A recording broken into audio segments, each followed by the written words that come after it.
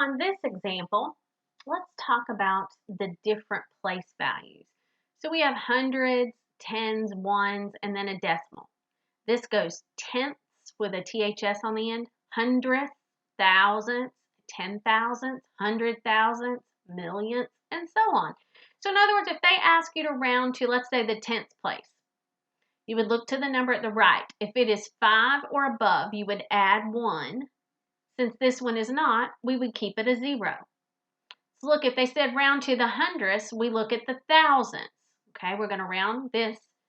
Look at the 9. It's bigger than 5. We would add 1 and make this a 0.04. Okay, if it was less than 5, we would leave it a 3. Next thing we're going to talk about is terminating or repeating.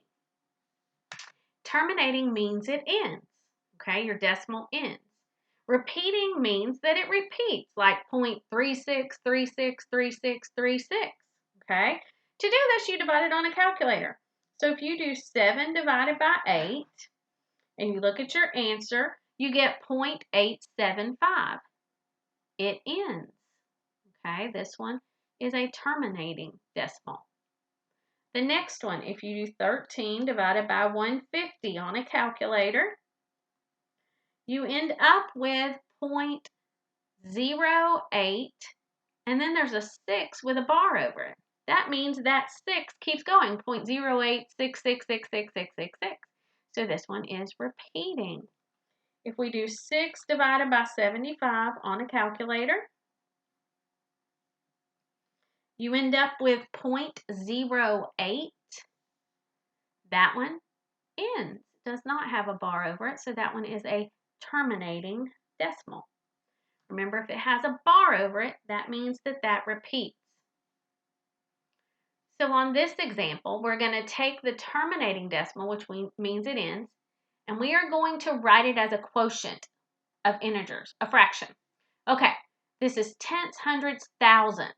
So this would be 437 over 1,000. Now, an easy way to remember that, there's going to be 3 zeros because there are 3 numbers after the decimal. That does not reduce, so you're done with it.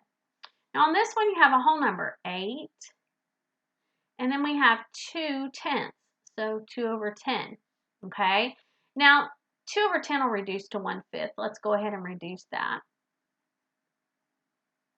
Okay, I have to change this to a fraction.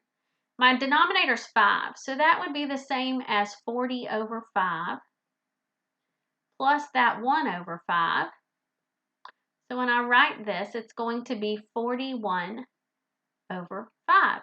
You can plug that in a calculator and check it. You will get 8.2.